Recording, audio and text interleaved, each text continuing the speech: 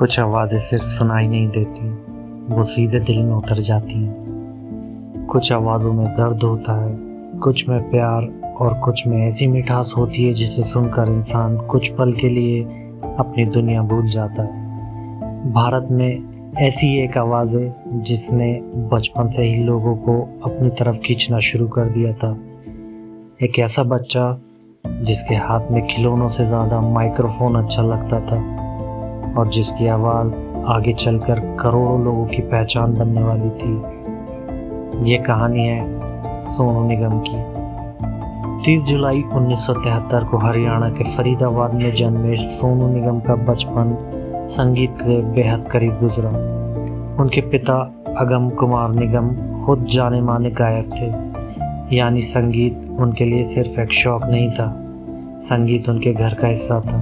बहुत छोटी उम्र से ही सोनू अपने पिता के साथ स्टेज पर गाने लगे थे। जहां बाकी बच्चे खेलना सीख रहे थे, वहीं सोनू लोगों के सामने खड़े होकर गाना गाना सीख रहे थे। और शायद यहीं से शुरू हो गया था एक ऐसी आवाज़ का सफ़र जिसे आने वाले सालों में पूरा देश सुनने वाला था।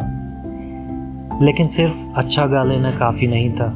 बॉलीवुड में अपनी जगह बनाना आसान नहीं था। सोनू निगम ने भी मुंबई का वही संघर्ष देखा जहां हज़ारों आवाज़ें अपने एक मौके का इंतज़ार करती हैं। शुरुआती दौर में उन्होंने फिल्मों के लिए गाने की कोशिश की, लेकिन सफलता तुरंत उनके कदमों में नहीं आई। फिर आया वो दौर जब सोनू निगम की आवाज़ धीरे धीरे लोगों के घरों तक पहुंचने लगी। 90 के दशक में सोनू निगम की आवाज़ ने एक अलग पहचान बनाना शुरू की। उनकी आवाज़ में एक ख़ास बात थी, वो एक ही गायक होकर भी अलग अलग भावनाओं को अपनी आवाज़ में उतार सकते थे। रोमांस हो, दर्द हो, जुदाई हो या फिर खुशी, सोनू निगम हर एहसास को अपनी आवाज़ दे सकते थे। और फिर आया वो दौर जब उनकी आवाज़ बॉलीवुड के सबसे बड़े नामों के साथ सुनाई देने लगी। साथियाँ का दर्द हो, कल हो ना हो की मोहब्बत हो, सूरज हुआ मध्यम की नरमी हो या फिर अभी मुझ में कहीं जैसी भावुक आवाज़।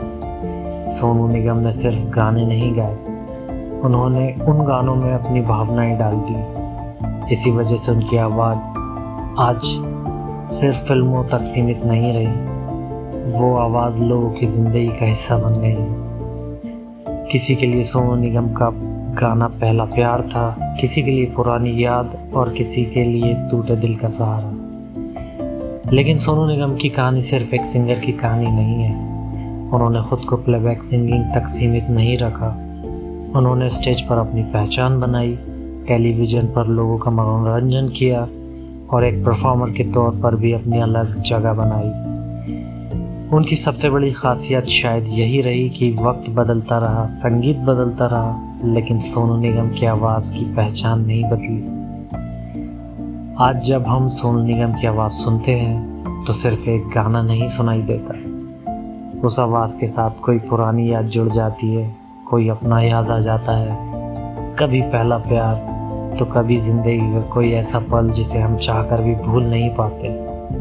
शायद यही एक सच्चे कलाकार की सबसे बड़ी पहचान होती है कि उसका गाना ख़त्म हो जाए लेकिन उसका एहसास हमारे अंदर कहीं बाकी रह जाता है। सोनू निगम ने भी अपनी आवाज़ से करोड़ों लोगों के दिलों में ऐसी ही जगह बनाई है, एक ऐसी जगह जहां वक्त बीत सकता है लेकिन उनकी आवाज़ कभी पुरानी नहीं होती। क्योंकि कुछ आवाज़ें सिर्फ गाने के लिए नहीं होती, वो हमारी ज़िंदगी की कहानियों का हिस्सा बनने के लिए होती हैं। और सोनू निगम की आवाज़ उन आवाज़ों में से एक है। अगर आपको भी ऐसी सच्ची और दिल छू लेने वाली संगीत की कहानियाँ पसंद हैं तो सुरों के किस्से को सब्सक्राइब ज़रूर कीजिए।